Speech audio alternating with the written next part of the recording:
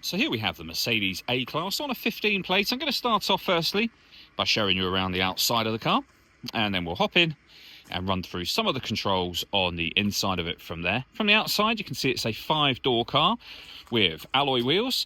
We're going to start off inside the boot area first of all. As we approach the back of the car, you can see we have reversing sensors, plenty of boot space as well, along with that 60/40 split folding rear seat, should you wish to increase this space even further again.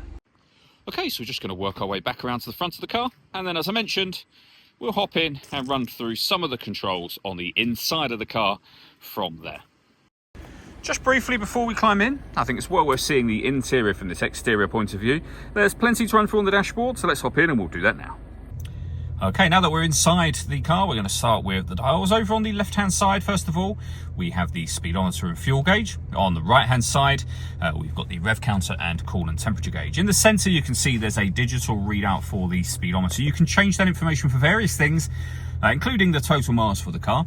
As you can see, there are 83,794. Below that, it will show you what gear this car is in. It's an automatic, so we, of course, are in park at the moment. If we back out to the steering wheel next, the buttons I was just using are over here. We have our phone and stereo controls, and into the center, the main screen itself, which, of course, is where you'll pair your phone up.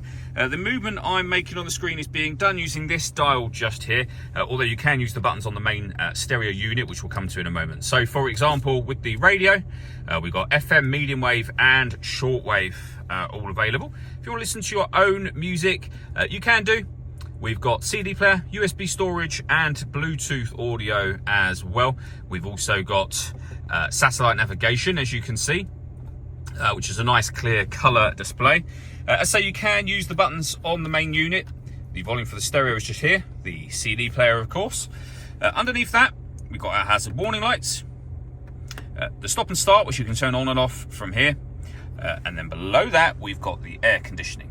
You can adjust the temperature, fan speed, and the direction the air is being distributed in once it enters the car.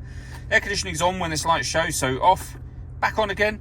You can recirculate the air that's in the car. That's a great way of heating it up or cooling it down quickly depending on the temperature you've set. And then below that, we have some storage and a 12-volt charging socket. A bit more storage inside here, and of course the dial and the 2 cup holders. All that leaves me to say is thank you for taking the time to watch this video.